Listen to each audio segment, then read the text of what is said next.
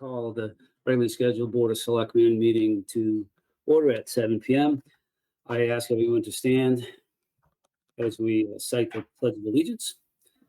I pledge allegiance to the flag of the United States of America, to the republic for which it stands, one nation under God, indivisible, with liberty and justice for all. Thank you. Item number 3 on the agenda is additions or changes to the agenda. Do we have any additions or changes? None from me. Okay, Tiffany and Mr. Larson. I probably should have started there. So Dan, I heard, is Dan on the line? There's Dan. Okay, so we have Dan and Tiffany and myself representing the Board of Selectmen. I don't see Mark. Okay. Yeah, Mark wasn't going to be with us. Okay. I'm sorry. Just want to make sure. I should have identified that for the public. Okay, the next section of the agenda will move to public comment. This section of the agenda is reserved for persons in attendance who wish to briefly address the board. The board requests that comments be limited to 3 minutes or less. Persons wishing to comment should type comment and your name in the chat box, and you'll be recognized. I'll have Donna manage that, and anyone who does wish to speak, Donna will be timing and will give a reminder, obviously as a courtesy to all, when it is close to the 3-minute time period. Donna, do you have anyone for public comment? We don't have anyone yet. Okay. Oh, I do. Yep. Sorry about that. Mr. Tulamari would like to make a public comment. Okay, sir, go right ahead. Great. Thank you very much. Kevin Tulamari, 110 Kinney Road. And thank you to the board for the opportunity. I would just like to bring to your attention a recent development. And we can add to the list of educators that support the idea of an open air classroom on the Horton property. And this time, Elizabeth Jokish, professor of biology at the University of Connecticut and an expert on amphibians, visited the property and commented, quote, "This is a great place to study amphibians and students need places to study. I would love to bring a class here," end quote. And she joins Professor John Demos, history professor at Yale, whose comment on the property was, quote, "There are so many different parts: geology, environment, indigenous people, colonists, enslavement, even the present. It could well be a history park, an outdoor museum," end quote. And then in May 2023, Professor Robert Thorson of the University of Connecticut, a geology professor and expert on stone walls, remarked, quote, "I have never seen a series of stone wall laneways like this.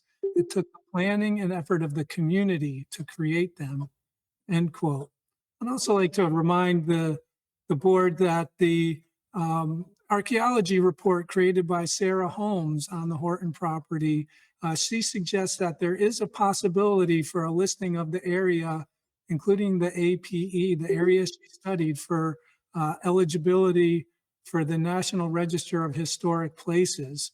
And I believe these associations include prehistoric and historic indigenous community, Hebron's first colonial settlers like David Barber, the enslaved and free Black community, including a notable relationships between Caesar Peters II and Governor John S. Peters. And this goes together with new legislation created in November 2022 by the state of Connecticut and the 5 recognized tribes in Connecticut that requires schools districts to include Native American studies as part of the social studies curriculum within the 2023-24 school year, which is now. And Hebron is on a list of less than 6 towns in Connecticut with documented sites of Paleo-Indian occupation dating back to 12,000 to 9,000 years ago.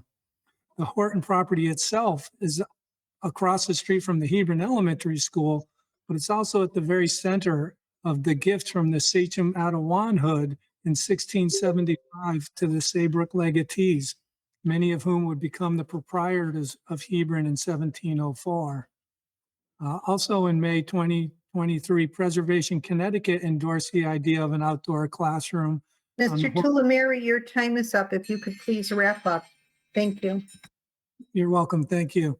And according to Preservation Connecticut, quote, Hebron could utilize preservation planning funds to help this dream of their citizens become a reality. Thank you very much. Thank you. And just for those of you that may have missed right before the meeting, we were talking about the camera feature, unfortunately, is not working tonight.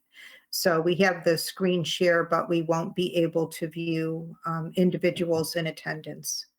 So, and next up for public comment is Adam Achman. Adam, go ahead. Thank you very much. This is Adam Achman. I'm at 500 Hope Valley. I just wanted to note that I saw that you have in your agenda a discussion on the charter revision.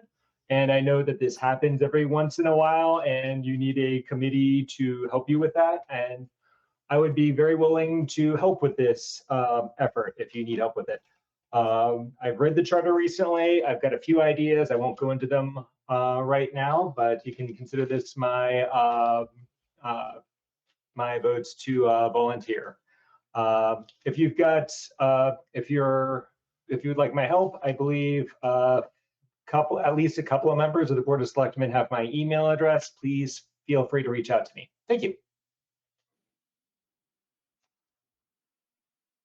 Thank you. And there is one other public comment. It's Ann Zitkus, but she wants to reserve her comment for after item 5, which is the good to know. Okay, unless there's an objection, I don't see any issue with that. Fine by me. Okay, that sounds good. So nothing else, Donna, thank you. Mr. Tierney, good to know, special recognition, I think is the next section. Yes, so under item 5, we have a proclamation for Kathleen Chester, Girl Scout Gold Award. And in the packet, I don't know if Donna's able to bring this up, there it is an actual proclamation. I think she already had her celebration with the Girl Scouts. And unfortunately, we didn't get this at the beginning of the August meeting. So we have it for this meeting to follow up and recognize her. So I'll turn it over to the selectmen to do just that. Well, thank you very much. And would someone like to read the proclamation? I always look at, I can't see you, Tiffany, but. No, I know. I hope this is just really quickly. This technology issue is going to be looked into, correct? Because we have to have working cameras if we're going to meet virtually. So I just hope it's being looked into. I'm happy to read the proclamation. Thank you, please do. Tiffany, it's Donna. We will definitely check into it. It appears to be a go-to-meeting issue, and we were not aware of it until the meeting started. So, Okay. As long as there's follow-up on that, that'd be great. Yeah, thank you. Whereas Catherine Chester has been in Girl Scouts for 13 years. She joined Girl Scouts in 2010 as a Daisy Girl Scout and continued through Ambassador. She achieved the Bronze Award in 2014 by holding a school supplies collection for the nonprofit organization Little Elves for Little Angels. In 2017, Catherine achieved the Silver Award with her troop by maintaining the trails and creating a fire pit area between the AHM building and St. Peter's Church parking lot. And whereas Catherine has lived in Hebron her entire life, she attended the Hebron school system and graduated from Ram High School in 2022. She was active in the music program and theater. She was a member of the Chamber Singers Choir. Catherine was also a member of the Community Emergency Response Team, CERT, and completed the Emergency Medical Technician Training course. And whereas Catherine's Gold Award project is unique in that it involves the community, has a global impact, and is sustainable. Her project created public awareness of Hebron's open spaces by marking the trails at 310 Old Colchester Road Preserve. She created awareness of non-native invasive species of plants and the destructive Asian jumping worm. She also organized the Hebron Trail Rangers to assist the Town Parks and Recreation Department in maintaining the trails and open spaces. Catherine dedicated over 100 hours to her Gold Award project. And whereas Catherine participated in Hebron Day and the Maple Festival in 2022 with informative poster boards of invasive species and map of the town's open spaces. And whereas Catherine is currently pursuing a double major in biology and secondary education at Roger Williams University in Bristol, Rhode Island, now therefore we, the Hebron Board of Selectmen, in recognition of Catherine's many years of achievements, dedication, and leadership in the Girl Scouts and in our community, hereby designate May 25th, 2024 as Catherine Chester Day and express on behalf of the town of Hebron our sincere congratulations and admiration for her accomplishments. Signed, Daniel Larson, Chairman. Thank you very much. Does anyone have anything to add? I don't know, is Catherine on? I don't see the attendees on my display, so. Board I am. members. Sorry. Yes, somebody's on here from, Oh, Catherine, are you on? I'm sorry, I just can't see the attendees. Yes, I am on. Can you hear me? Yeah, no, I just wanted to, if you were here, I just wanted to, again, it's in writing, but also just express the appreciation as a citizen and a member of the community, and obviously knowing you and your family a bit over the years. It's wonderful to see this sort of accomplishment, and you should be very proud of yourself. I know we are as a community, so congratulations on that. And I know that this is just the beginning of the kind of impact that you're going to have on your community, wherever that may be, for many, many years to come. So thank you for your dedication to your community. We appreciate it. Thank you. Anyone else want to add anything? Pete, if I can, I actually had the honor of working for Girl Scouts of Connecticut for 3.5 years as their communications and PR manager. And the best part of my job was actually promoting the Gold Awards, which are every bit as prestigious and requires a significant amount of work and commitment. So I think this is great. And I think the more we can acknowledge the Girl Scout Gold Award, the better. So congratulations, Catherine. This is a significant achievement. And you should be very proud of yourself.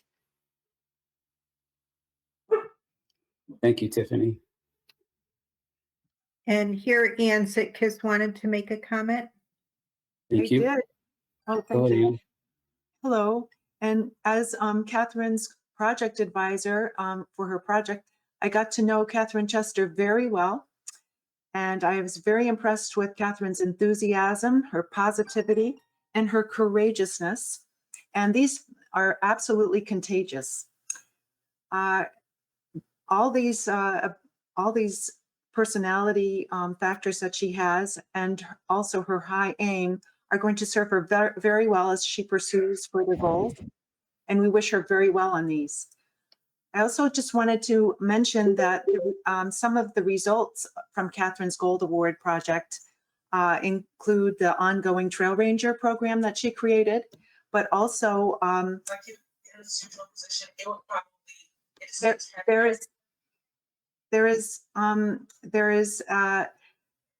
some of the results from her project are also incorporated into the state-funded Airline State Park Trail new website. And that website is alsptregion.org. And so Catherine's work is helping to promote ecotourism in Hebron and also the entire region. But there's so many things that Catherine's project does, because the Gold Award requires that her project actually addresses a global issue. So her project has global impact. So I really think that Catherine has only just really high aims and a wonderful future ahead of her. So congratulations, Catherine. And we have one more who would like to comment, Andrea Latanzi. Thank you. This is Andrea Latanzi. And Catherine, I attended your first Hebert property, a trail hike, and I believe that was back in November of 2019 when you explored that trail and explained how you did the trail markings and how much work you put into it. I was so impressed with you. I was so impressed that you as a female were taking on, as Anne just said, a courageous thing to go out into the unknown of the woods there and to mark the trail. I thought that was just fantastic. I want to thank you and congratulate you and hope the best for you for your future. Thank you, Andrea. Okay, well, congratulations. Uh, All right. thank you. Oh, you're welcome. Is there anything you would like to say, Catherine? I don't want to, please don't feel obligated, but this is your recognition. If there's anything you wish to say, by all means. No, yes, I just want to thank you all very much for all these very kind words. I also have other thank yous for some other people, different committees that have helped. I would like to thank the Hebron Parks and Recreation, especially Craig Bryant, the Hebron Open Spaces Acquisition Committee, including Frank Zitkus, the Conservation Commission, especially Ann Zitkus, Dan Sterament, Chris Frey, and my mother, Joanna Chester. I would like to also thank the volunteers that make up the Hebron Trail Rangers, especially Lillian Rhodes, who initially took over, as well as Ann and Frank Zitkus, Marianne Foote, and David Rose, and again, my mother, Joanna Chester. Thank you. Thank you very much. Okay, unless there's any further comments, we'll move on to appointments and resignations. Mr. Tierney? Thank you, Peter. Up next is item 6A, and this would be appointment of a full-time fire chief. So as you well know, we've had Peter Starkell as our part-time fire chief for a couple of years now. He's done a very good job in his position as part-time. It was approved through the budget, and it was always discussed as a 4-year plan to move forward with a full-time chief. So at this time, we advertise it in-house, and the reason we advertise it in-house only is because we were satisfied with Mr. Starkell as part-time. So therefore, we didn't want to not think we weren't happy with him and appoint him into this position. So by going outside, we would have just possibly sent a wrong message or wasted some people's time. And we, for transparency, we didn't want to do that. We're happy with Peter.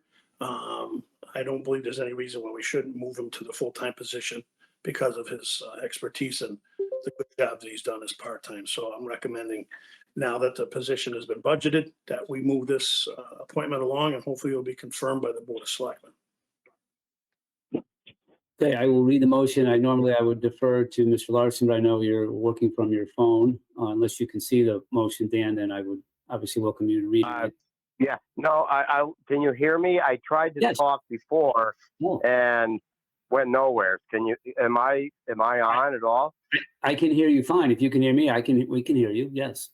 Okay, because I just wanted to, say for Catherine Chester, I know it's going back, that I was honored and privileged to actually attend her ceremony, and the Girl Scout Award program is actually more rigorous than the boys with their Eagle Scout programs. And I really hope that the Girl Scout leaders will bring more of these courageous young ladies forward when they do get their awards, so that we can make the public acclamations of their success. So, but that's it. So I'm sorry about going backwards. No. I we didn't hear you before. Ken, do you have a printout? Do you want to read the proposed motion? I just think of you from your fire service, Sure. but if you can, Yeah. go ahead. Okay, thank you. I got it.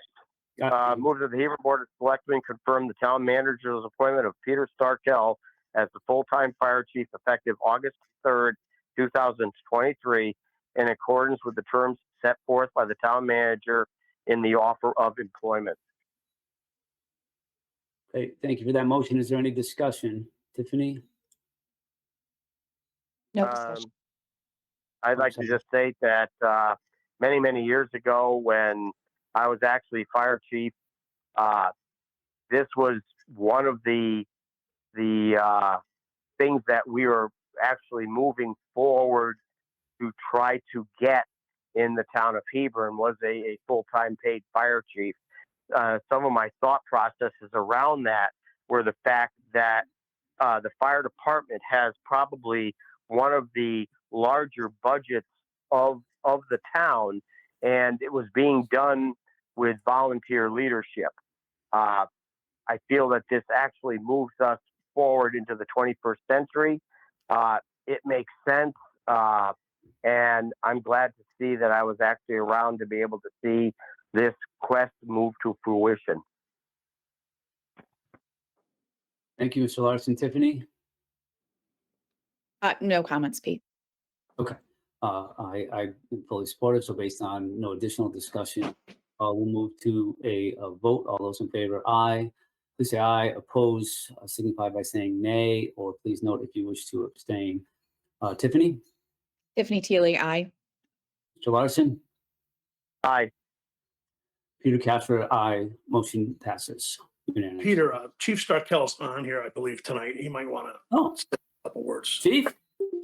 Chief, we welcome any comments from you, and thank you on behalf of the town. Thank you for what you do and continue to do for us, and we're very pleased to have you move to a full-time position. We know you're giving us that effort now, so it's wonderful to have you take on this official role. So please, the floor is yours. Yeah, well, thank you, Peter. I feel the same way. I'm very thankful for all the support that you guys have given me. It's refreshing, and it's been great to work with the Board of Selectmen and Andy's office. So I'm very happy to be here. Before I say much more, Main Street should be open in about 10 minutes from the crash we had this afternoon. But yeah, really looking forward to moving ahead. We've made a lot of progress in the past couple of years, and again, just really excited to keep that trend moving. And again, just very happy to be here, and thank you all. Thank you, Chief. Okay, agenda item number 7, which is our town manager's report. Andy?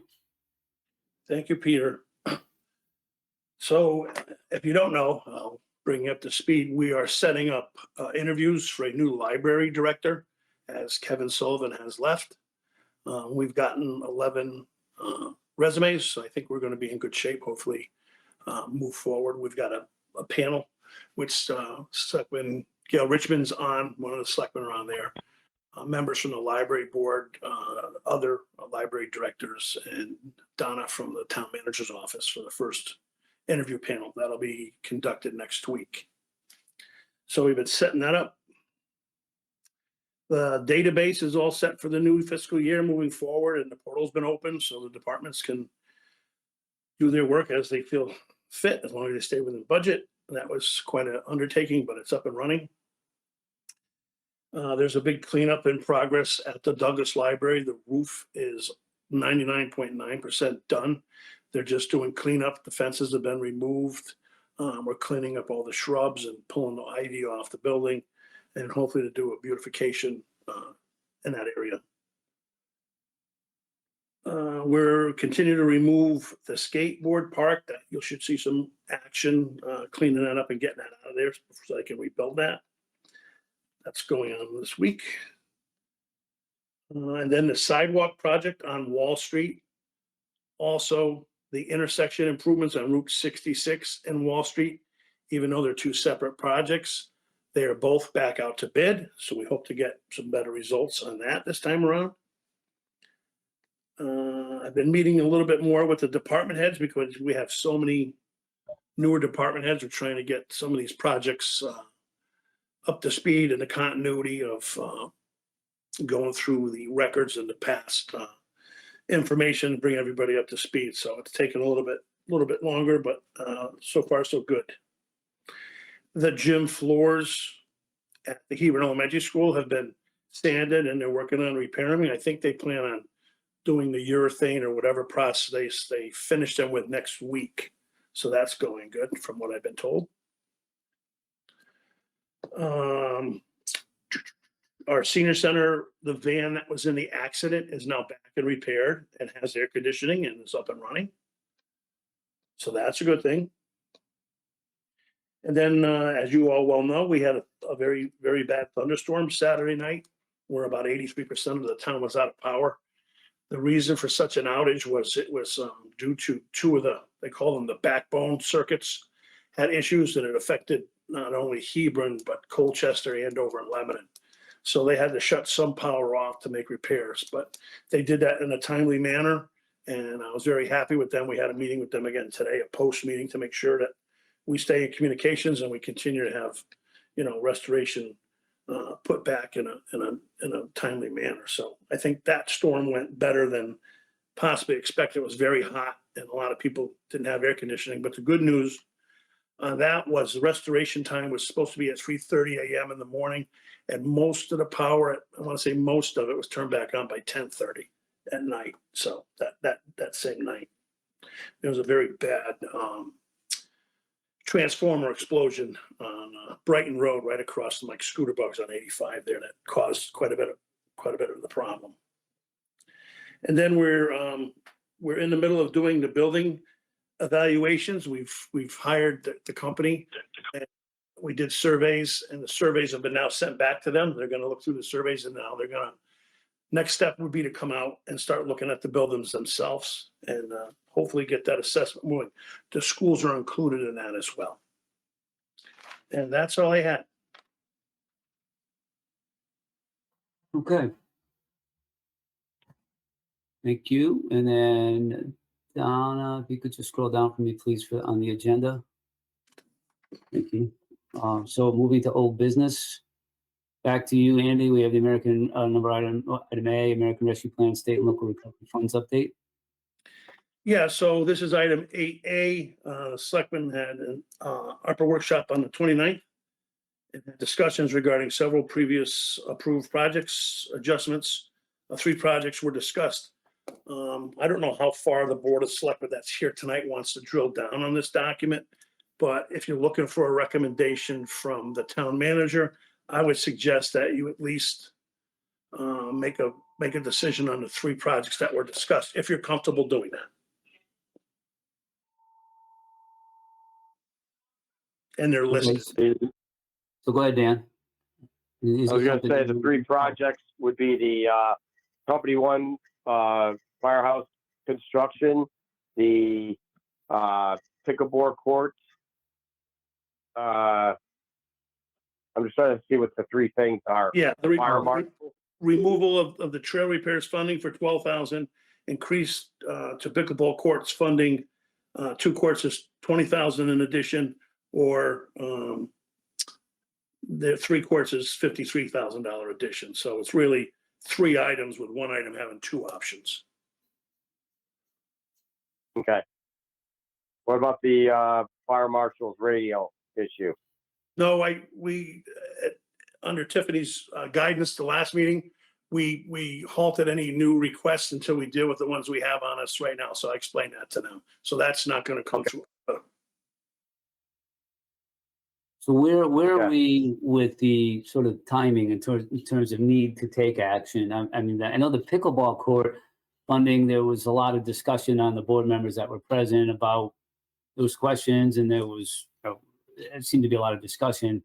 Is there anything here, Andy, that we should take action on? Of the 3 of the ones listed, are they all, do you recommend them all in terms of the need for us to address all 3, or is there one that's more important than the other? Well, the fire department one I would say is pressing. The other 2 can probably get pushed off to another meeting.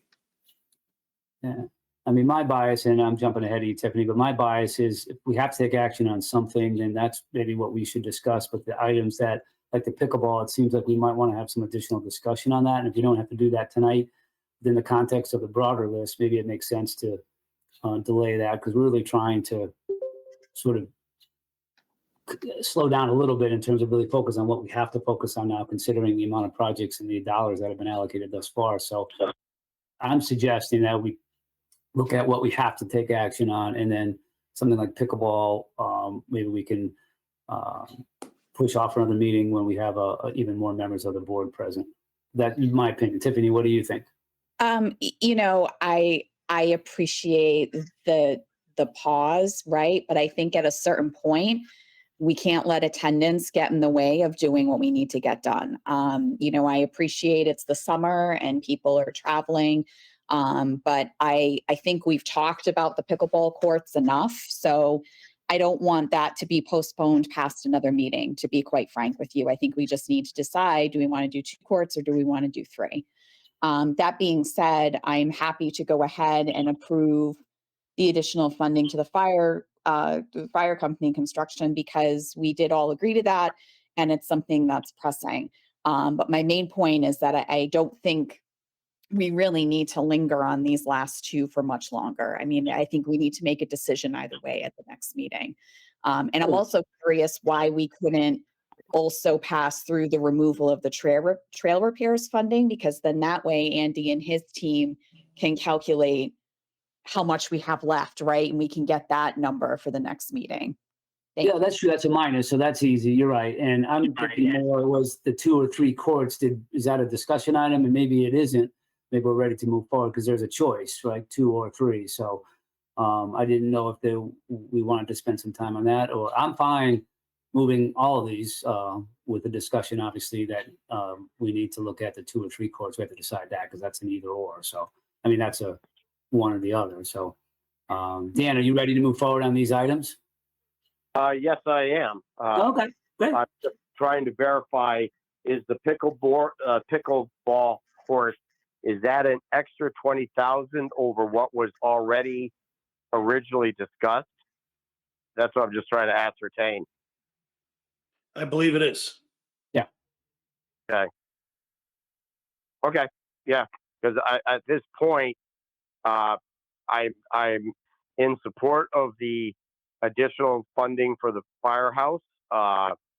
Although it's just scary how it went from 100,000 to almost double that now. I'm just not sure I'm in favor of going 3 courts at this time. I'm just not sure. Yeah, I can be talked into it, but I'm looking for some convincing reason as to why. Okay. So I'm fine moving forward too. I think, Tiffany, you're right. There's no reason to not move forward.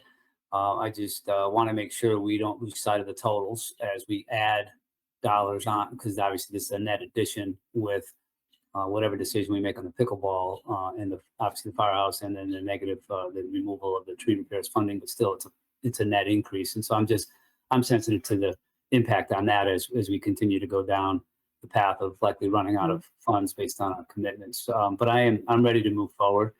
Well, I guess there's a motion, and then Andy, we should then move to discussion.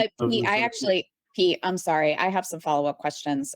First, I'm not sure what your preference is regarding 2 courts or 3, but in any event, the way I read the spreadsheet as is in our packet, and Andy, Donna, I'd look to you to confirm this. It looks like the only remaining ARPA funds we have, if I read this correctly, is $46,443. Is that correct? Because we put $100,000 in contingency. But the 43,000, Donna, you could chime in because you did this spreadsheet.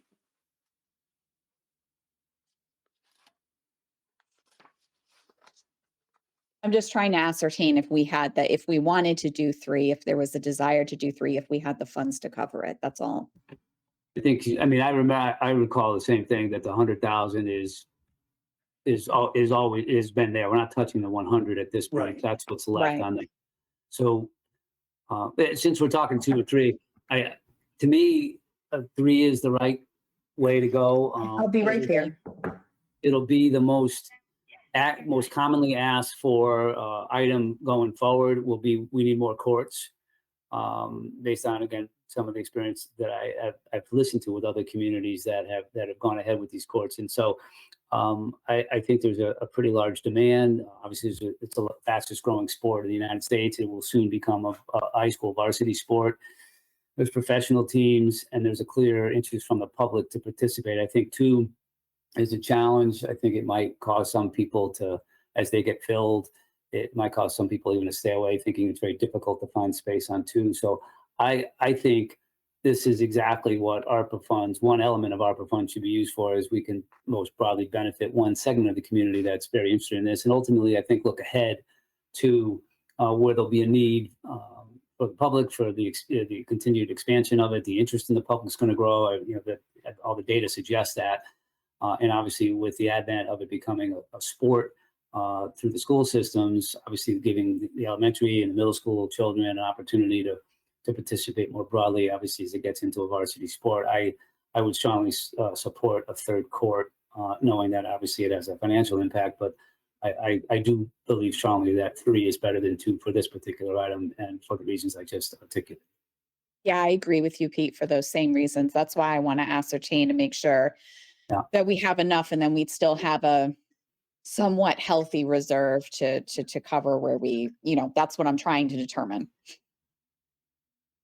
Yeah, so And Donna, you playing can, with if it's okay, I'm pretty sure Tiffany, you're right. That's how I read it, 46,443 with the balance. Donna, can you confirm that? I can confirm that. I'm sorry, I was distracted because I'm on the phone with GoToMeeting. But so that 46,443 does take into account the additional 33,000 for fire company number 1. We reduced the 12,000, and then it does include money for the 2 pickleball courts at 20,000. So that is all in that $46,000 number, remaining funds. Oh, is that 53 an additional, or is it actually the difference? Would it actually in reality be the difference between the 20 and the 53, which would be an additional 13?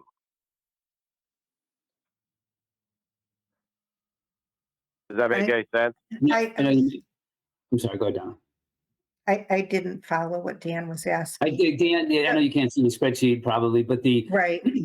what I'm seeing here, I think what I'm hearing clearly is that if we move for the 3 courts instead of the 2, that the plus the 20,000 was accounted for, but not the 53. So we would have 33,000 additional, which would then everything else in what's been presented has been accounted for. So that would take our $46,000 down to 13,443 plus the 100,000 contingency. So we'd still be at 113,000 of a contingent of dollars left, if that makes sense. I'm not sure if that answers your question, Dan. Yeah, that's exactly what I'm trying to ascertain. So we're basically, by going to 3, we're going to add 33. We're going to subtract 33,000 from the 46, leave us with 13, plus, the 100,000 that already sits in the contingency fund. So we still have a contingency fund. And again, as you're hearing, we're recommending we push forward with the 3rd pickleball court. But we will continue to have to pay pretty close attention because at 113, it's something that we have to monitor pretty closely. Yeah, I agree. I mean, if that's what we'd be looking at in terms of what's left in contingency, I'd rather do a project correctly the first time than have to deal with how do you add a 3rd court later or et cetera. So I think I would be comfortable voting for the 3 courts tonight. Dan, are we convinced you? Well, Dan, are you ready to move to a vote? I will go forward. I will go forward with it. But I'm just getting very, very nervous that we're almost on the edge of going into that contingency. And we have a lot of projects that are still not completed yet. And hopefully we'll be talking about the contingency, the adjustment, the 20%, and with many more projects. So hopefully our estimates that we've been given are somewhat in the range. And again, we may not be able to approve all of those, and we'll have to watch this very closely. I agree. I think we're all at a point where it's a little tighter than we had hoped, but we do want to move forward with the appropriate projects and keep these things moving. So with that said, I will read the resolution and then look to my fellow board members to vote. Be it resolved that the Hebron Board of Selectmen approve or amend the ARPA projects as listed, and those would be listed as the additional funding to fire company number 1 construction, removal of the trail repairs funding, and the increase to pickleball court funding to 3 courts as noted. And authorize the Energy Tierney Town Manager to take any action necessary to acquire or implement the identified projects. Be it further resolved that it is understood the amounts indicated on the ARPA list are budget estimates. The amount of the final project may be more or less than indicated, and that the town manager has the discretion to adjust the amount. If an individual project budget comes in more than 20% above the original budget amount, an update will be provided to the Board of Selectmen before commitment is made and the project is finalized. Be it further resolved that authorization given to Andrew J. Tierney, town manager, by this resolution includes signing any purchase agreements, contracts, or any other documents necessary to acquire the finalization of the projects.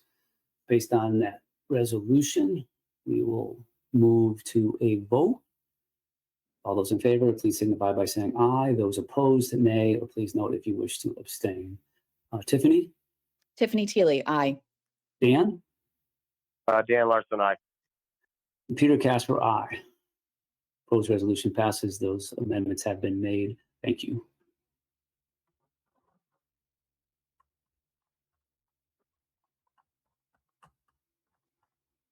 Okay, Donna, thank you. We've got two screens going and apparently I need a third. Okay. Mr. Tierney, I know you normally will lead the next item on the agenda. Yep, next item is item 8B. I think this has long been awaited. It would be the Public Works Building Project Survey Committee update. An executive summary of the survey results will be available for tonight's meeting. And the detailed survey results will be available for the August 17th meeting. That's tonight. And then we will be putting this up after tonight on the town's website.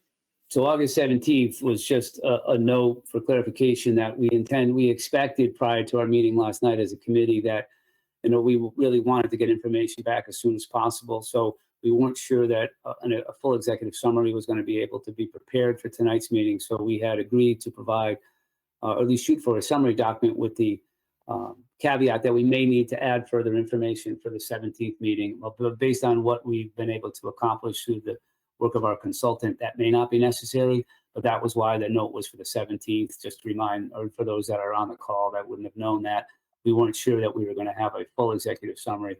So we had put basically a placeholder for potential additional information to be shared on the 17th. But what I'll do is I'm going to go through, it's a brief PowerPoint presentation that will display the summary of the results and some proposed items for the board to consider in terms of next steps. There are other committee members on the call tonight, and at the conclusion of my remarks, as I've been given the authorization in the past to do, I will look to any of those committee members to add any of their thoughts if they wish prior to concluding our update. So with that said, we'll move to this is the building project summary, executive summary, and we'll move to the next slide, please, Donna. And we did take the liberty was taken to grab some photos from previous public presented documents. So that's where those photos are. So just to remind everybody, the public information strategy is in the process. So we're developing and publicizing, conduct a public online survey to determine the residents' awareness of the project, along with their predominant questions, concerns, and the need for more information. This is just kind of reiterating how we started and why we started, what the charge was originally. And so that public online survey obviously was concluded. And then next charge will be the consideration of the development and the distribution of an FAQ document as a result of the survey. So how are we then communicating, pushing the information out, continuing to facilitate communication as a result of the survey? It's really a first step in the continuation of intersecting with the community to make sure that we're bringing information and we have a two-way discussion in terms of the public being able to present their views and making sure they're fully aware of where we are moving on the next steps. And then ultimately the consideration of conducting a public information meeting, such as a panel of experts, discussion prior to the public referendum. So items 2 and 3 are not developed at this point. They were originally the charge of the committee as directed by the Board of Selectmen. But just a reminder of what the objectives were: to develop the survey, complete the survey, and then items 2 and 3 are for further discussion as potential next steps. Thank you. Donna, next slide, please.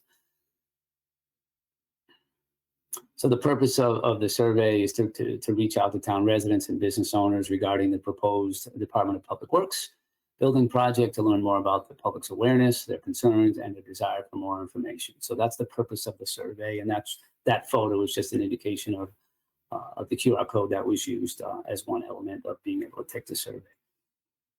Next, please, Donna.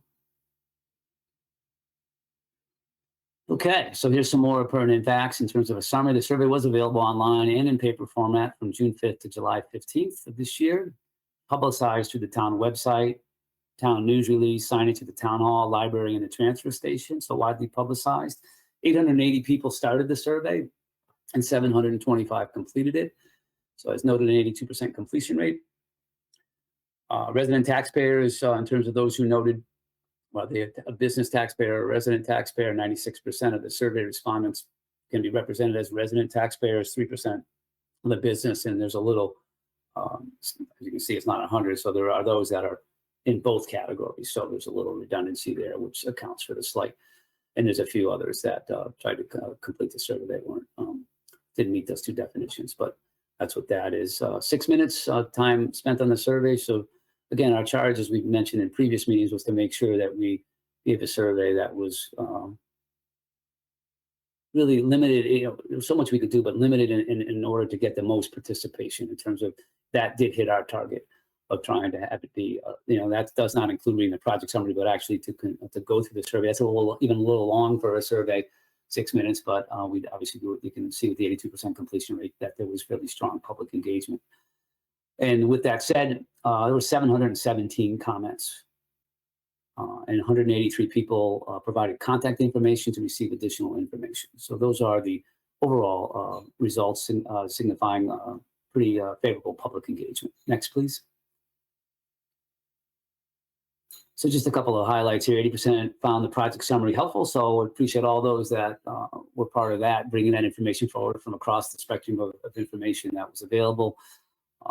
Through, as a reminder, town meetings, information letters, you know, concerns from the public, all sorts of links and information to give the public at least as much information as possible so they could then approach the survey with a good fundamental base of understanding if they didn't already have that. And then one of the things in terms of also trying to find out how we can better communicate with the public, you know, how did the public perceive or look for town of Hebron information. So that was an element of the survey and one of the charges, as we originally noted, to increase our effectiveness associated with communication, two-way communication or communication to the public. And so you can see here they list seven areas. We list 7 areas, but by far the River East, not just with the editorials, but obviously with the articles written and the news. The highest percentage was rated to of our constituents or the folks that completed the survey were focused on getting their news from the River East. So, and you can see the others noted as well. Next, please, Donna. They wanted to highlight the takeaways on the building project concerns. So the respondents were asked to rate their levels of concern regarding the project. You can see that the survey, the construction of survey rating as very, somewhat, not very, or no opinion. And each issue was cited as very concerned by nearly 1/2 to 2/3 of the respondents. You see that noted here. So I don't read all these, but you can see the different categories. And again, well, let me go back, assuming that not everyone can see the slide. So the location of the facility, salt storage, contamination, land preservation, taxpayer costs, traffic and pollution, and other development potential were the items that were rated as very concerning by the public by nearly 1/2 or greater. 66% location, 64% salt as an example, and then other development potential was the 48, the lowest of those 6 that are listed. Next, please. So site preferences, the question in quotations, do you have a site preference for constructing a new town of Hebron DPW facility? The options were presented, but by far, 69% of those that responded noted Old Colchester Road. So reconstruction on the current site with conditions noted in the project summary is sort of the caveat there. There was definitely some good information on that and some potential conditions that need to be recognized, but 69% of our those that completed the survey are wanting us to focus as a town on Old Colchester Road. And then the next highest rated is the Horton property at 16%. Again, this is for those that may not be able to see this. Next, please.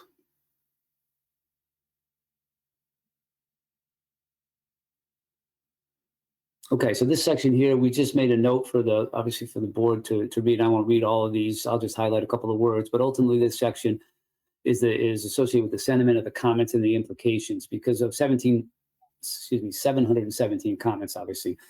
We're not going to put that on a slide, but we tried to summarize what really came, the best that we could from, for presentation and executive summary, some of the comments and the associated implications. And so just a couple of highlights. So most of the respondents recognize the need for the town to upgrade and improve its facilities. So that's sort of a, hey, we recognize we have to do something. And the main reason that many perceive that the current facilities have fallen into disrepair because of, I'm sorry, it's the Old Colchester Road has fallen into disrepair over an extended period of time without remediation. And they see Old Colchester as a preferred option, as we talked about before. Many respondents are requesting that the town provide more information, increase communication, and more opportunities for public engagement and decision-making process. The town's recommendation of the optimal solution for rebuilding the DPW facilities will also involve some repair of the public trust. And a logical conclusion would be to conduct a feasibility study to determine the viability and the ramifications for operations and costs of utilizing the existing site or continued exploration of other sites.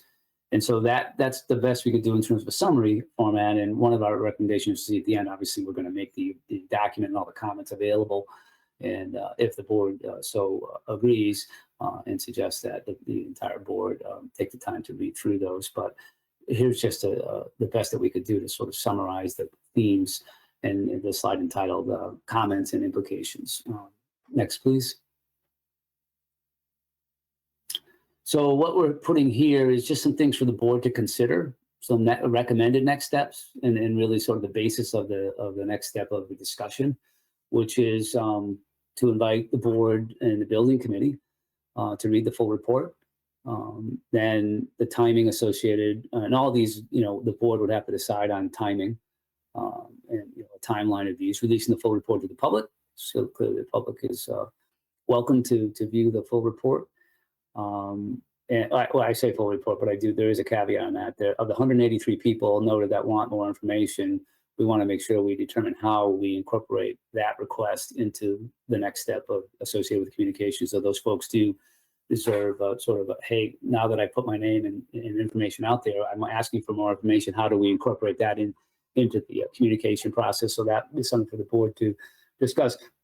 Although, again, what I was getting at is the full survey that the board can look at has the information, the survey itself in its raw form has the information of all 183 people. That would not be made available to the public. That's private. We're not going to publish email information, individual email information and names to the public. That was not the intent of the survey. It's not, it doesn't impact the survey results in any way. So that will be modified for the privacy of those that have put their name forward.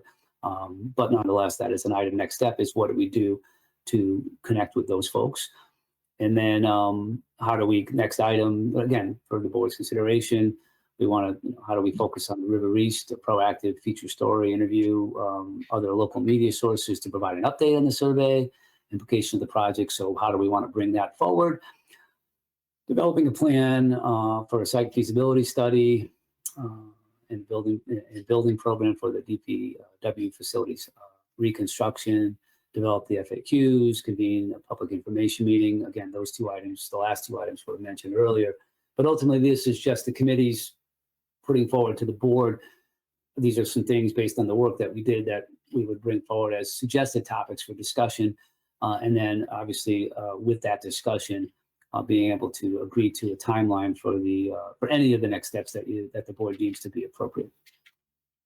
So that is an executive summary. Obviously, you'll want some time to digest that and probably go back, but that is a brief summary. And so with that, and maybe before if there's any board questions, I will turn to any of the committee members that may have joined us if they wish to comment. And unfortunately, for some reason on my screen, I don't see the participants. So I know, Andrea, you were on earlier. And Terry. So Andrea, why don't you go first if you'd like to make any comments as a committee member? Oh, sure, absolutely. This is Andrea Latanzi, 151 Cannon Drive, Amsden. I'm a member of the Public Works Survey Committee, and I'm a resident representative. So I'd just like to say good evening to the Board of Selectmen and all the other attendees and participants of this meeting tonight. And I'd like to thank Peter for your thorough update and for your quality leadership that you have provided to the Public Works Survey Committee. As Peter said, last night the committee held a special meeting, which was the first time we met after receiving the survey results last week. All members were present, as well as our consultant Todd from DK Advertising. And we also had 2 resident guests that joined us. Todd presented a draft of the executive summary, which Peter just completed, went through, which identified as our next step in the communication process. The committee discussed the document, made some minor changes, and added a recommended next steps page to close out the document. This is a recommended plan that is in place for the survey results to be released to the public in a very timely manner. We also discussed the statistical results of the 8 questions asked in the survey and noted that there were a total of, as Peter mentioned, 717 comments made by survey participants. I'm not going into those details at this point in time, but I want to share with you some of my observations of how the survey results made me feel as a member of the committee. I was so impressed and, in fact, a bit overwhelmed by the time people took and spent to complete the survey and to provide thoughtful comments. Some of the comments were 1 word and others were a half page. I am inspired by the depth and breadth of thoughts, ideas, suggestions on topic, and even a few off topic. One of the objectives of the survey was to gather information. I believe the survey certainly accomplished this, but more so, the results provide a benchmark, which is a standard or point of reference against which things can be compared or assessed going forward. This is all incredibly remarkable, valuable information for our Board of Selectmen. And lastly, the comments conveyed to me how deeply people feel for our town, how some are struggling, and how most appreciate and desire to preserve its rural charm and characteristics. It's been a pleasure to work on the committee and with the committee members, and I am looking forward to going forward and completing this assignment with the committee. Thank you very much. Thank you, Andrea. Terry, you'd like to comment as well? Another member of our committee? Yes, thanks, Peter. Adrian, I agree 100% with what you just said, and you said it very eloquently. A recommendation to the Board of Selectmen, and I'm going to extend that to all the aspiring politicians that are here. This survey is amazing, so amazing, the results, that the committee very quickly said, let's get this out as soon as we can so everyone can see the results. I expected to see some of what I saw.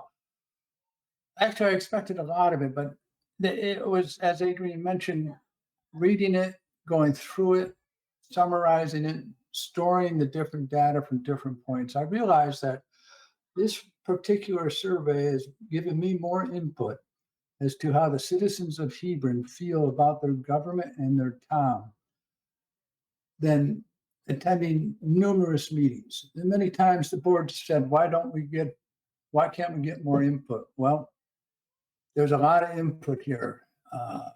I don't have any conclusions. I don't know what to do to go forward. All I know is that there is one amazing document presented to us by the citizens of Hebron, and I want to thank those citizens for their time and their input.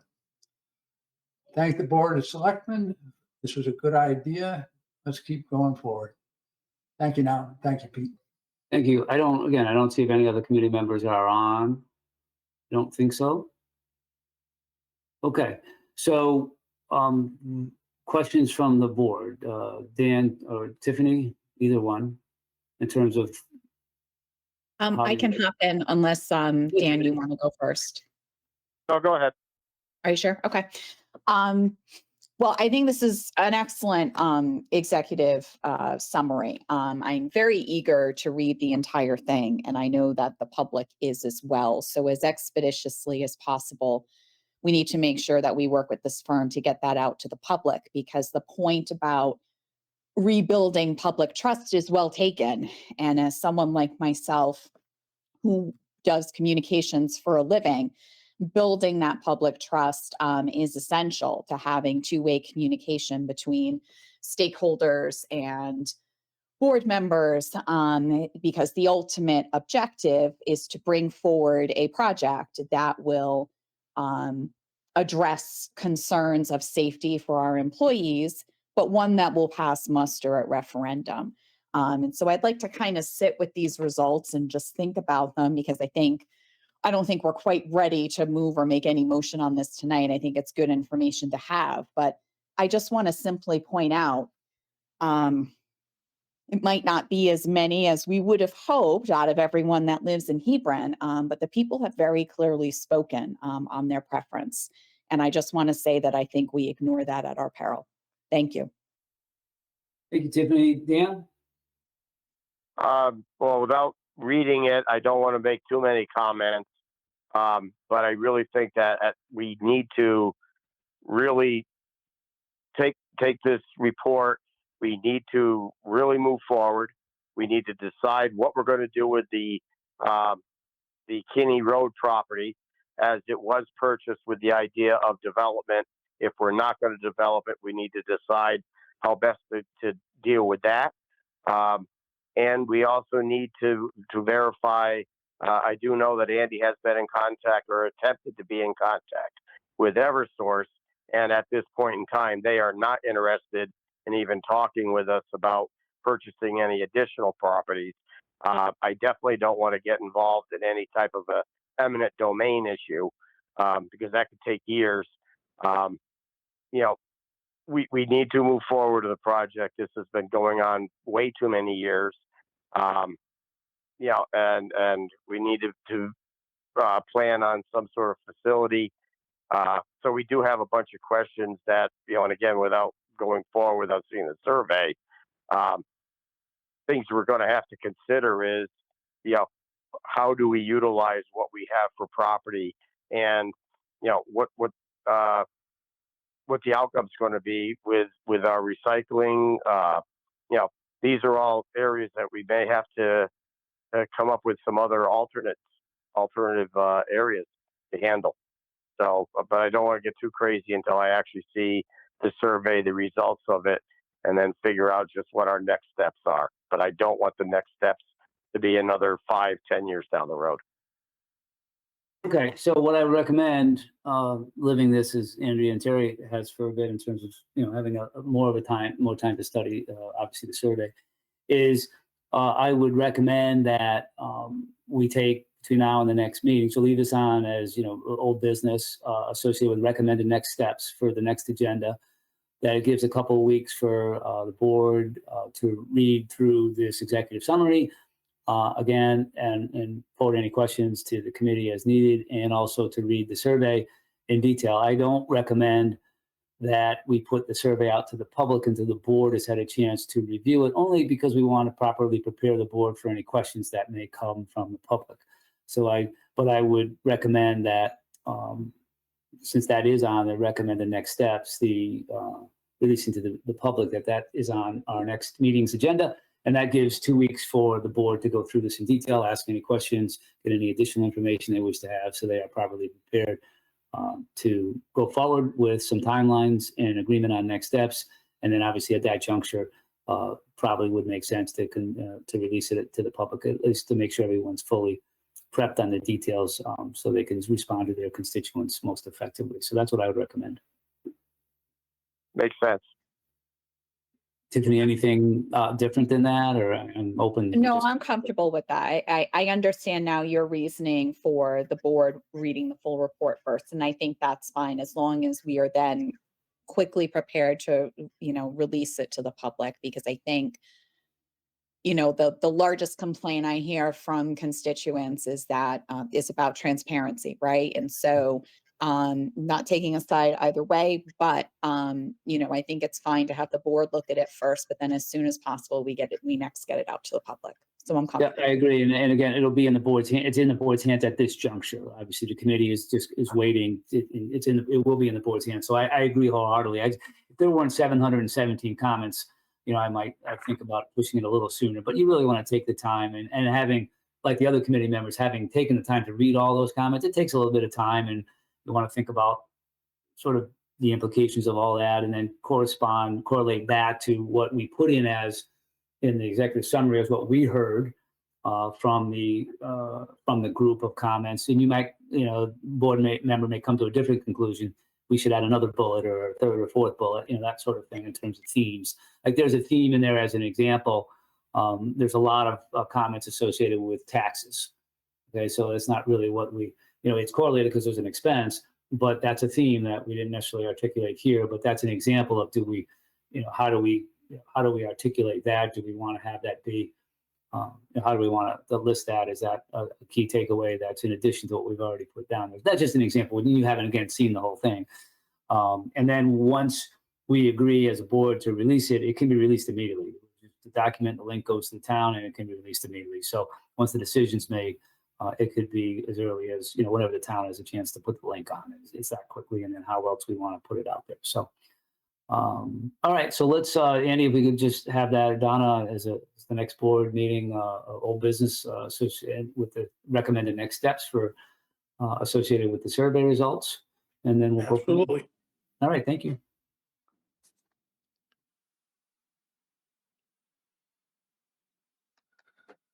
All right, Donna, I'm going to ask you again to get me back. Okay, Mr. Tierney, item 8D.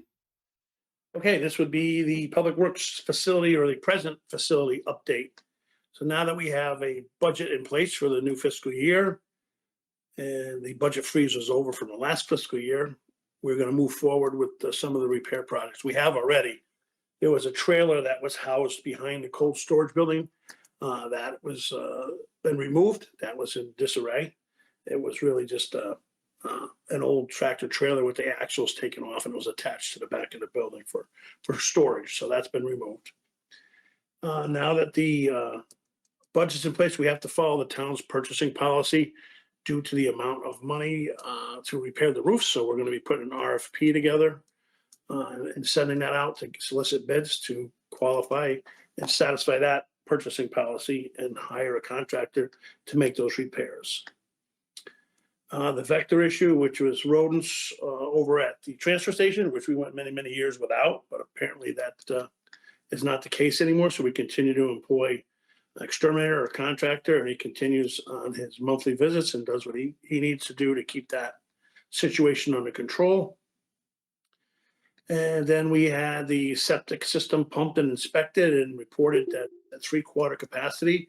So there is no replacement to that at this time. It's functioning properly. And the other restrictions were due to size restrictions, that the increased crew.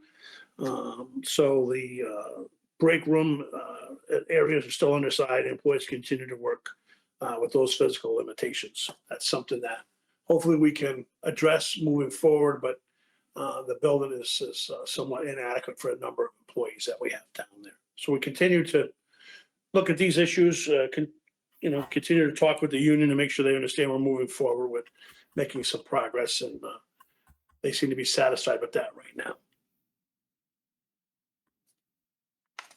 Okay, thank you. Andy? Oh, go ahead.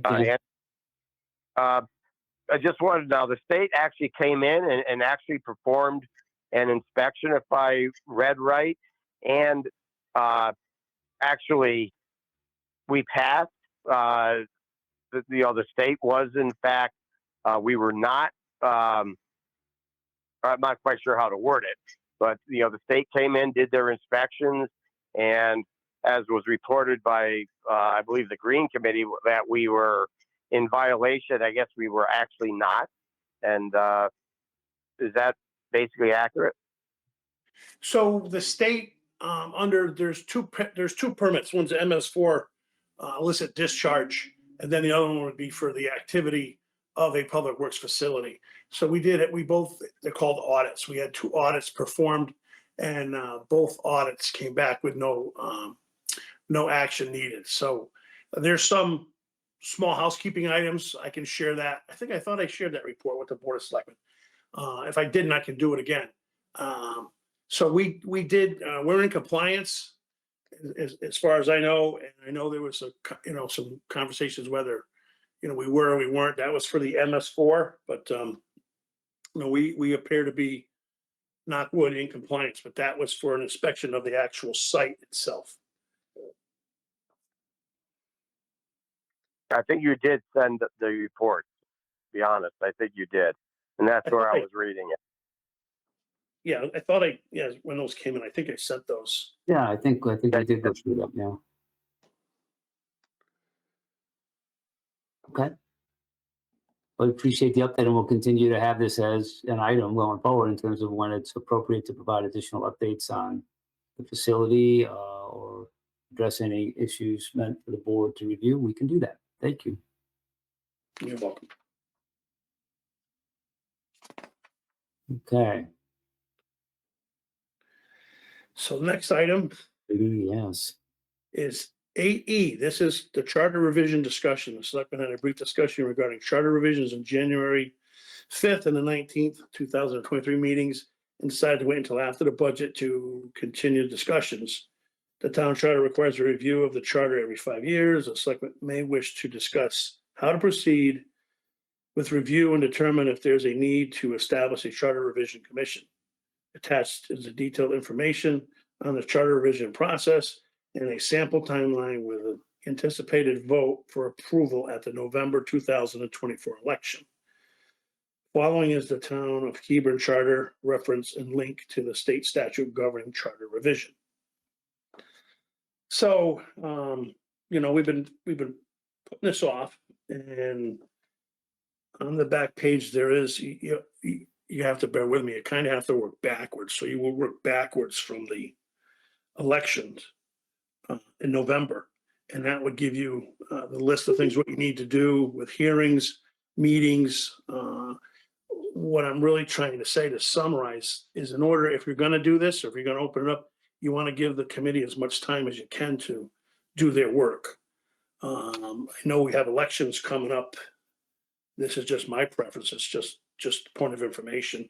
You have elections come up in November, but that might, if we wait that long to do something, if the board so chooses to open this up, that might narrow the scope of time they have to review the charter. So I think with the selectmen that are available, tonight or seated, as a selectman should look into this and make a decision rather sooner whether you want to do this or not. I know there were a few items that had come up, right, for that we thought the charter, obviously when you do a charter revision, it opens it up for any revisions within the charter, but there were a number of items that came up in discussion, a few of them anyway, that would require a charter revision. I know, Tiffany, you had some, if I remember correctly, and Yeah, I had quite a few. Yeah, Okay. I had quite a few, actually. Okay. And to be honest, I get this question a lot from constituents as well about charter revision, because, if we're due for it, I think a lot of people in town have become more engaged in, our governmental process, particularly after the last budget referendum. And so I think bifurcation is something that needs to be revisited again. I know it was revisited a few years ago. I think it needs to be revisited again. I think there's a lot of text changes that need to be made to bring us in alignment with state statutes. I have a list, but I don't have it, on hand with all of my devices up right now. So, I would agree. I don't think we want to put this off until after the election, and I see no reason why we should do that. I think there are other members of this board that have said there are items that are worth a review. And we already have a volunteer tonight. So just serve on Yeah, the if committee. if Adam can do the whole thing, that'd be great. If Adam, I mean, and so, I know finding volunteers is always challenging, but I have to tell you, based on what I hear from people, across town, is that there is appetite to do this. And so I don't see any reason why we can't start the process. Dan, where are you on that? I flat out agree. I'm the one that actually brought it up a few months ago, Yeah. or a couple of months ago, that we need to start this discussion. I definitely feel we need to move forward. I know the last charter revision committee, it took us literally a couple of months to be able to get all the members on board. So I think we need to get this started.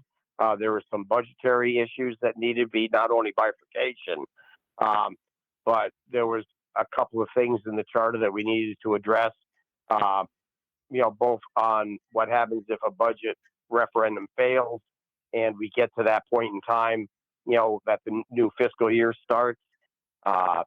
There was also, and I'm trying to think, something to do with the emergency powers, which, we worked through and all, but, because of COVID.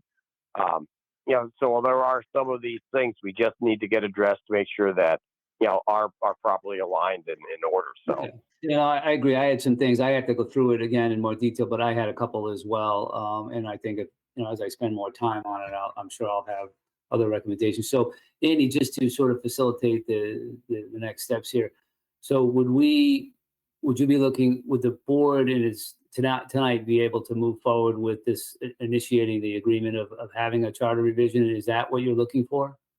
Well, I'm looking for the go-ahead from the Board of Selectmen to start the process, and that way, what we do is I'd work with Donna, and we would solicit members that want to volunteer, like Mr. Achman did, to be on it. And we would establish a committee, but then the rest of it, we would have laid out for you at the next meeting on how to proceed. Is this in need of a motion, or is it just you're looking for a go-ahead? It wouldn't hurt to have a motion that you're going to Okay. open the charter. I don't think we have one for you, unfortunately. Well, I don't think we need a motion. I'm sorry, it's Donna speaking. I don't think we need a motion tonight. Just that, just consensus that we will move ahead, because there will be a very formal resolution when you actually start the process. There will be a formal resolution starting the process, identifying the composition of the Charter Commission, and listing out the items that you've identified that you're going to give them as their charge. And then that starts the process, that starts the clock ticking, and that's when people will be able to submit their names, and we have 30 days to formalize the committee or the commission. Okay. So, Okay. so based on, what's that? Sorry. Thank you, Donna. I just would okay. hope the minutes of tonight's meeting would reflect that the Board of Selectmen chose. So, yeah, so based on listening to my fellow board members, the Board of Selectmen is approving the next steps in this process. So thank you, Andy. If that's okay. That went smoother than I thought it was going to. So that's definitely Okay. All right. So I think we're on to 9A. This is there you go. approval. Yes, sir. Approval of fiscal year 2022, 2023 year-end transfers and a supplemental appropriation. So attached is a summary of the year-end intra-department and inter-department transfers. The transfers were approved by the Board of Finance on the July 20th, 2023 meeting. And there's a proposed resolution for that, if you want to do that one first. And then there's a proposed resolution, secondly, with the Hebron Town Charter, Section 906D. The Hebron Board of Selectmen approved the other inter and transfers. And then there's another motion where we had a shortfall, and it explains we came in the red. I think it's the first time as myself as the town manager, but we had some issues. The dogs that we had to take in, it was quite expensive. We lost an engine in one of the fire trucks, and things like that were unexpected. So We ended the end of the year, $56,178.29 in the red. So we'll make a supplemental appropriation to cover that. So read each one individually, vote on them individually. I would, yes. Okay. So I'll jump in for the first proposed resolution. Be it resolved that in accordance with Hebron Town Charter Section 906C, the Hebron Board of Selectmen approve the intra-department transfers for fiscal year 2022 through 2023 in the amount of $226,754.07 as presented.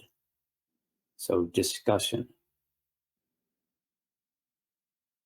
Anything for you, Tiffany? I'm ready to vote if that's what Yeah. you're looking for. Yeah, no, I'm just giving you a chance if anyone wants to comment. Okay, so I don't have based on no further discussion, all those in favor, please signify by saying aye. Those opposed, nay, or please note if you wish to abstain. Tiffany, Tiffany Teely, aye. Dan, Aye. Daniel Larson. Peter Casper, aye. Motion passes. Second, if I may, I'll just continue here. Be it resolved that in accordance with Hebron Town Charter Section 906D, the Hebron Board of Selectmen approve the inter-department transfers for fiscal year 2022 to 2023 in the amount of $415,964.49 as presented. In addition to the transfers, supplemental appropriation in the amount of $56,178.29 is required to cover charges of the 2022 to 2023 fiscal year and budget. Is that in the resolution? That is a separate resolution. So I saw the comment above the resolution. Okay, so if I can write that, you want me to reread the resolution, Donna, for clarity? I continued to read I thought that was bracketed in the resolution, so I apologize for that. So is it clear that I'm removing the sentence beginning in addition, or would you like me to reread that resolution? I think that's clear. Okay. So any discussion, anything? Are you ready to vote? Tiffany, Dan, any discussion? No. No discussion. Okay, all those in favor, we're going to vote. All those in favor, please signify by saying aye. Those opposed, nay. But please note if you wish to abstain. Tiffany, Tiffany Teely, aye. Dan, Dan Larson, aye. and Peter Casper, aye. Final resolution in section 9A, be it resolved that in accordance with Hebron Town Charter Section 905, the Board of Selectmen approve a supplemental appropriation from the unassigned fund balance in the amount of $56,178.29 to cover the overage of the 2022 to 2023 fiscal year end budget. Any discussion? The only thing I wanted to make is a comment that, as far as I know, the dog issue is still ongoing, and the town is still incurring costs for that situation that occurred.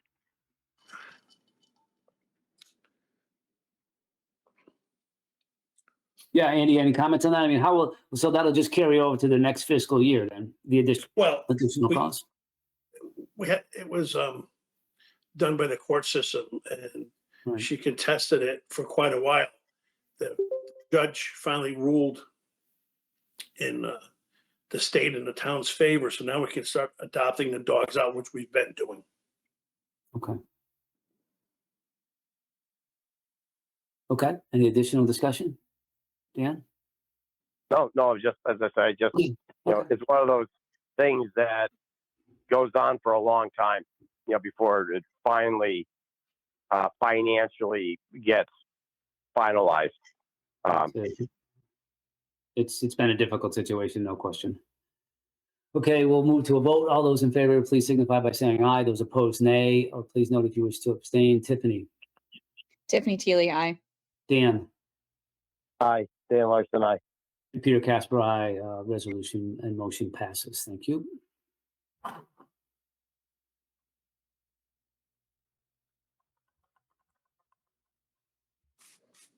Okay. So 9B, Mr. Tierney. Yes, this is something that Tiffany was looking for. We finally got around to getting it processed.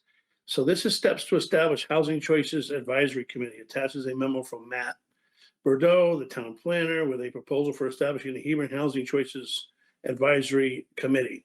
An ordinance will need to be adopted a special town meeting to create a new town agency. A special town meeting will be scheduled for the fall to address several issues, and this item can be included in that special town meeting. This item will be continued on the August 17th agenda for further discussion. But we have Matthew here with us tonight, waiting patiently. I appreciate that, Matt. So if you have any questions on his proposal or memo, feel free to ask him. And Matt, since you've been patiently waiting, obviously, is there anything that you wish to sort of add in summary? Obviously, you've read the document, but just since you've been waiting so long, is there anything you wish to note to the board in addition to or to clarify anything that you've noted in your document? Well, thank you, Mr. Chair. This is Matt Bordeaux, Town Planner. Yeah, I think the only thing that has been questioned or, there was a bit of debate about is, the appropriateness of this recommended advisory committee being a long-term and therefore appropriate for adoption by ordinance committee, comparable to, not, a short term. So let me back up for a second. The working group that helped develop the affordable housing plan, the housing choices plan, there was a specific charge, and that was a limited charge. However, one of the recommendations in that plan was that, an advisory committee continue to pursue and make recommendations on, appropriate housing solutions for the town of Hebron. So that's why I think it'd be appropriate to establish this group by ordinance, because this plan is a 5-year plan that needs to continue to be updated. It needs to be a working, living document. And I think, as the need evolves, as the economy changes, there's going to be recommendations that can come from this advisory committee, that will help us be in a position when that plan needs to be updated to make, to make very useful and informed decisions on how we move forward with our housing solutions. So that's why I recommended that this be, an ongoing, long-term committee established by ordinance. Thank you for that background. I appreciate it. Dan or Tiffany? I tend to agree with the town planner. I think, we have statutory obligations with this, but speaking plainly, we have a housing issue in Hebron, right? And I think it's a problem not unique to Hebron. I think it's across the country. But I will say that Connecticut is pretty notorious for its lack of affordable housing. In fact, we're historic for redlining as a state. And I don't say that to shame. That's just a part of our history. And we have to learn from our history and figure out how we can provide a multitude of housing options so that we can create the kind of community that we want here in Hebron, and how we can welcome new people to enjoy everything that our community has to offer. And so I would be in support of moving forward, as Matt just suggested, to making this a bit more permanent, requiring an ordinance and a special town meeting, because the plan for housing choices needs to be updated. And if we have to appoint a committee each time, I can see how that would become cumbersome. So thank you. Dan? I guess I agree. Okay. And I agree as well. I mean, I'm sorry. Oh, I'm sorry to interrupt. I thought that was just No, one of your short statements. I Sorry. agree that we just need to do something with affordable housing. I think a lot of times people move to towns that they want to move to. I'm just still on the fence with I want to see affordable housing, but it needs to be done properly. And I don't want to become I don't know. I'll support it.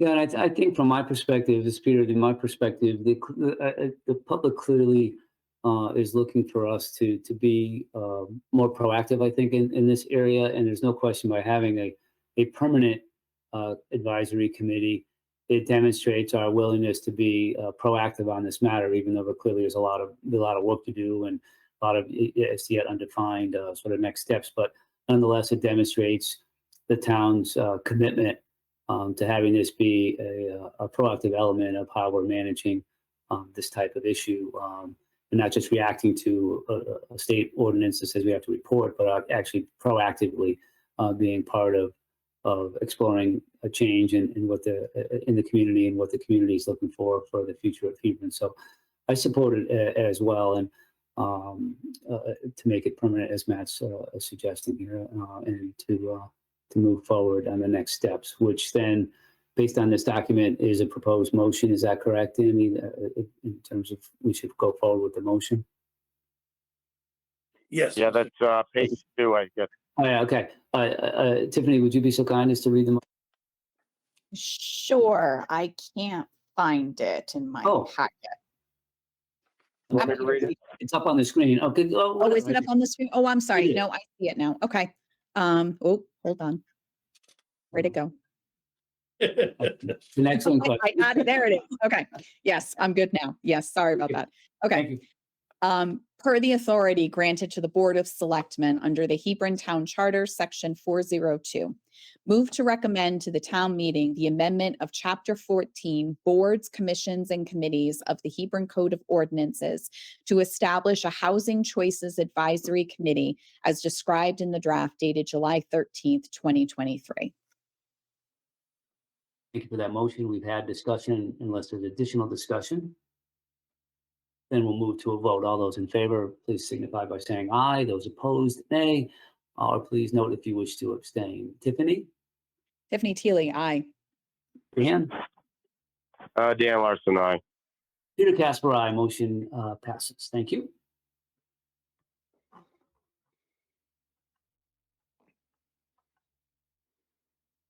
Okay, so 9C, Mr. Tierney.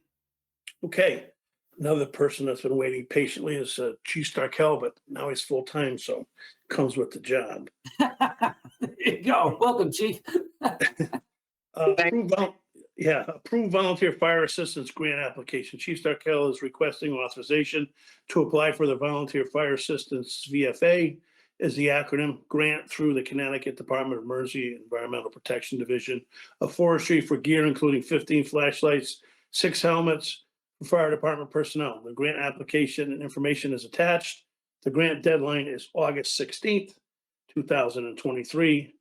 Matching funds for this grant are currently budgeted in the fiscal year 23-24 funds. And then there's a proposed resolution if you so choose to move forward. Okay, we'll read the resolution and then we'll open up for discussion and obviously give the chief a chance to comment as well. So Dan, would you be so kind as to read this resolution, please? Sure. Be it resolved that the Hebron Board of Selectmen approve the application to the Volunteer Fire Assistant Grant Program through the Connecticut Department of Energy and Environmental Protection, Division of Forestry, and authorize the Energy Attorney, Town Manager to apply for, accept, and receive such grant. Thank you. Prior to any other discussion, Chief, is there anything you wish to add here? Sure. We applied for a similar grant last year and were successful. So the funds that were received helped offset our budget, which is a good thing. So this is an annual grant that we'll hopefully be applying for. And we certainly could use the funds. And again, the equipment that we're going to be purchasing was already planned on and built into our budget. So again, if we're approved again this year, it'll definitely just be a home run for us. Great. Anything, any questions for the chief? Okay, hearing none, we'll vote. All those in favor, please signify by saying aye. Those opposed, nay. Or please note if you wish to abstain. Tiffany? Tiffany Teely, aye.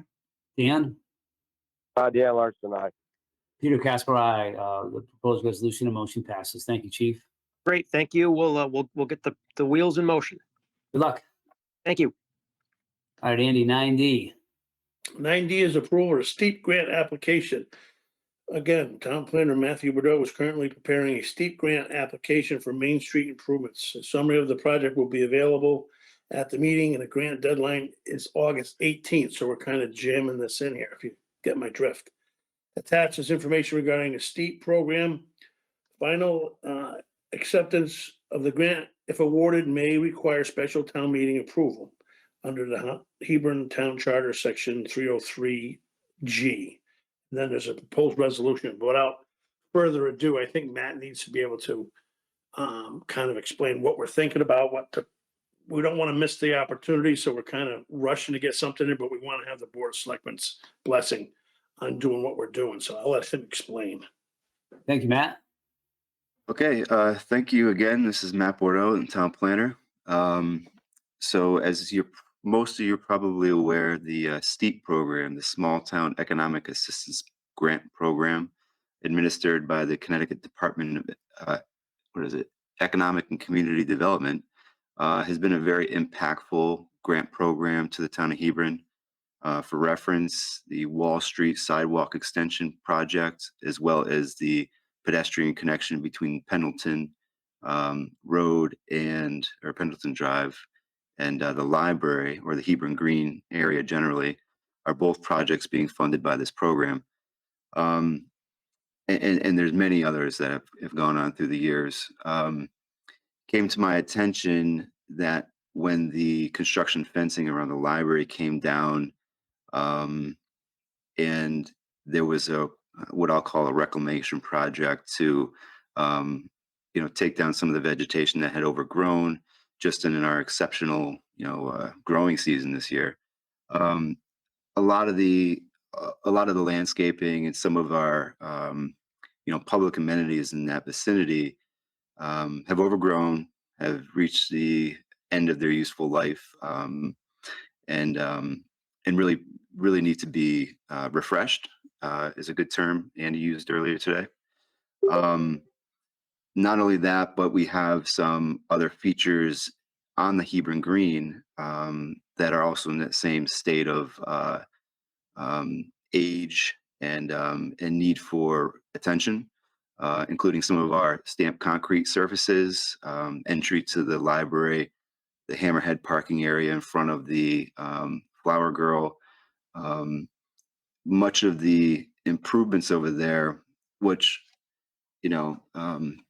were originally intended and well intended to accommodate some of the new uses that were underway, dated back 20 years or so. But as the area has evolved, some of those improvements, while well intended, are not serving the same purpose and functionality as they once did.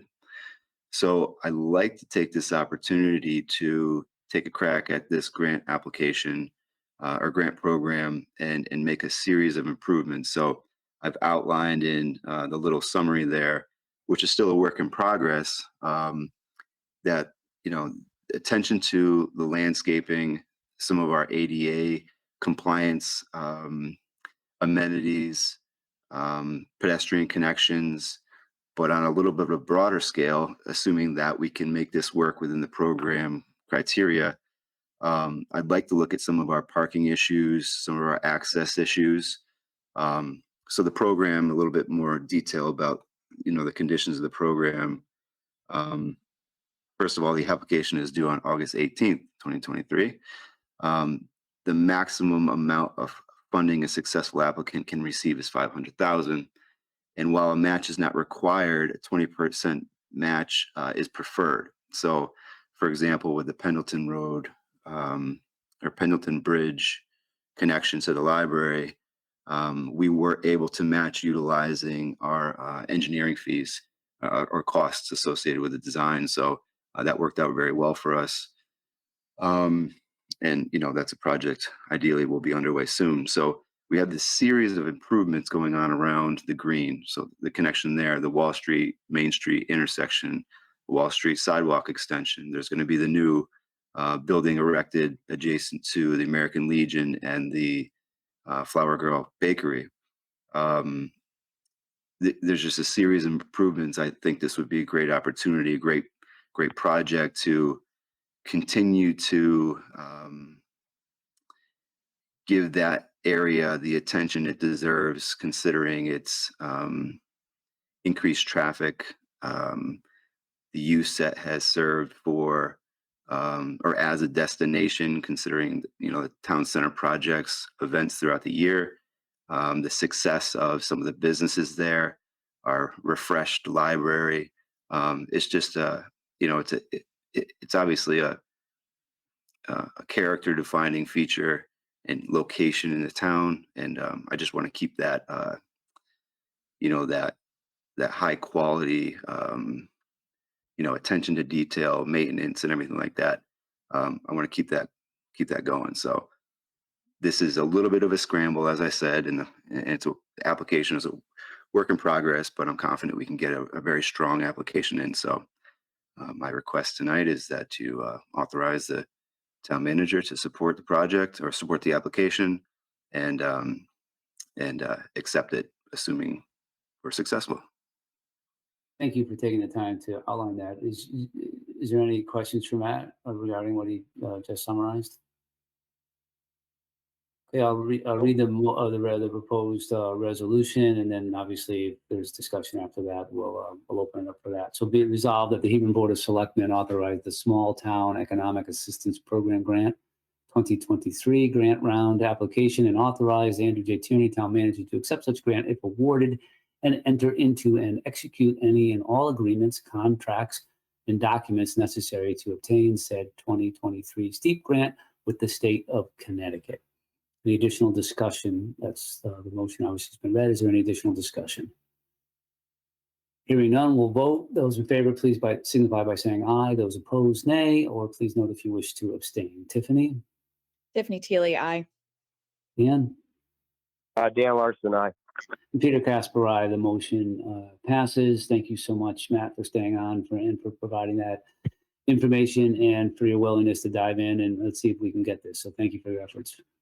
You're welcome.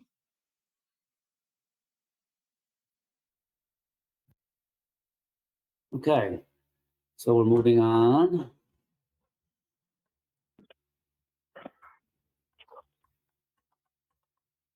And so, I'm sorry, where are we? So 9.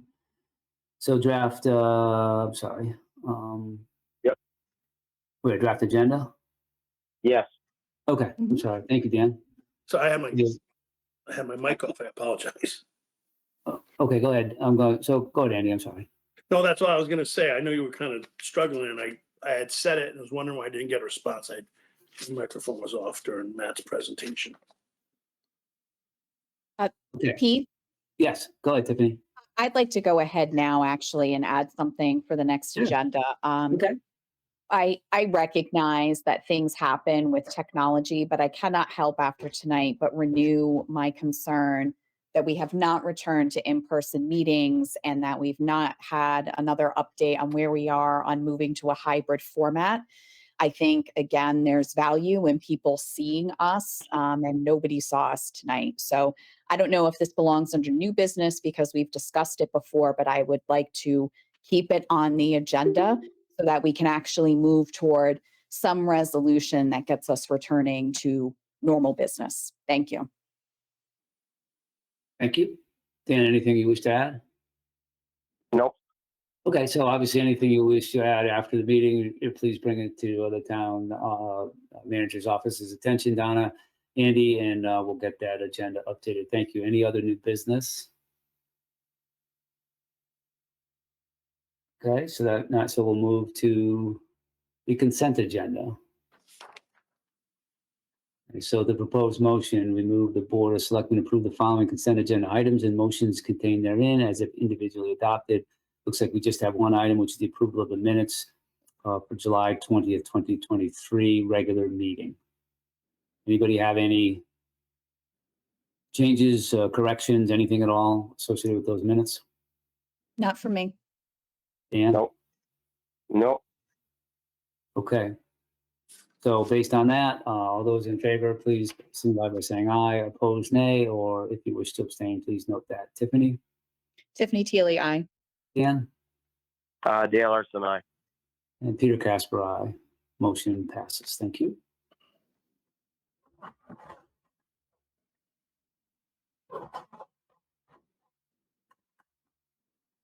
Okay. Sorry, I'm just scrolling down here. The next item. Thank you for bringing the agenda back up. Is the liaison reports. Tiffany. I don't have much of a report except to say that open space will next meet again in October. Thank you. Thank you, Dan. I have nothing. Okay, Board of Finance, as I mentioned last time, met while we were meeting. So they discussed the things that we've covered tonight. A couple of things in terms of the 56,000 we talked about with the need for a supplemental appropriation. They're continuing discussions regarding Board of Ed transfers in coordination with auditors, things like that. And the ongoing FOI request was discussed as well, including they are also discussing ARPA funding as well. So those are the items covered there. Parks and Rec meets August 15th. They're continuing to do work on, they had a site visit for a potential dog park. So that work continues. So we appreciate the work of Craig, identifying sites and continuing to explore potential sites for a further update to the board and or the Parks and Rec Commission, and then ultimately to the Board of Selectmen regarding that ARPA item. That's what I have. Andy, anything you wish to add? Just that I have a finalized closeout meeting with the sewers, or the contractor Holzner that did the sewer upgrades and the engineering firm that represents the town. So that's 99% complete. The meter sockets have been installed. There's just a couple small areas of paving they're trying to coordinate with their paving contractor. And then they have to come back in the fall to follow up on some grass seeding. But other than that, that job's complete. Okay, thank you. We'll move to item number 12, which is public comment. Again, a reminder, this section is intended for public comment with a time limitation of 3 minutes. And Donna will, if there is public comment, will remind you if you do approach that limit. We welcome public comments if there are any. Donna?